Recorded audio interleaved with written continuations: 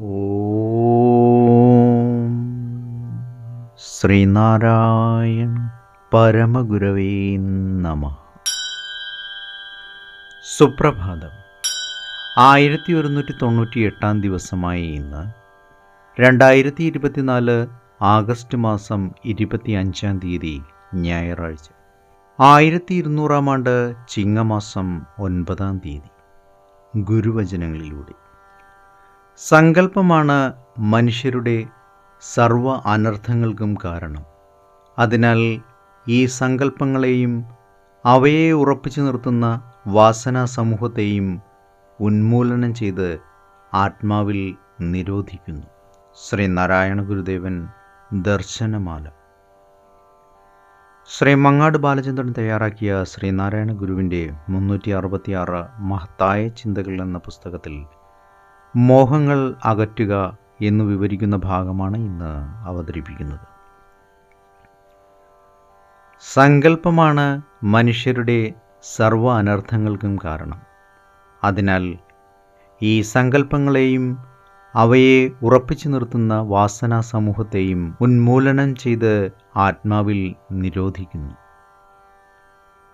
ഭാവിയിലെ ജീവിത പങ്കാളിയെക്കുറിച്ചും ജനിച്ചിട്ടില്ലാത്ത കുഞ്ഞിനെക്കുറിച്ചും ഉണ്ടാകാത്ത വീടിനെക്കുറിച്ചും ഇല്ലാത്ത സമ്പത്തിനെക്കുറിച്ചും സ്ഥാനമാനങ്ങളെക്കുറിച്ചും സുഖഭോഗങ്ങളെക്കുറിച്ചും നാളത്തെ ലാഭത്തെയും നേട്ടങ്ങളെയും കുറിച്ചുമൊക്കെ സങ്കല്പം ചെയ്യുന്നവർ അനേകമുണ്ട്.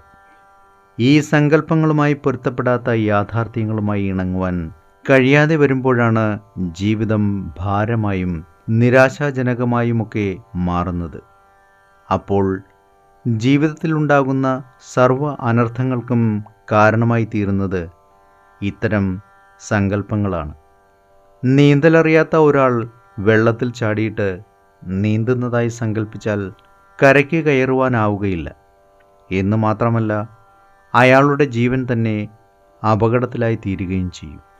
മറ്റൊന്ന്, ജീവിതത്തിൻ്റെ തുടർച്ച വർത്തമാനകാലത്തിലാണ്. വർത്തമാനകാലത്താണ് ഒരാൾ ഏതൊരു വൃത്തിയും വിചാരവും ചെയ്തുകൊണ്ടിരിക്കുന്നത്.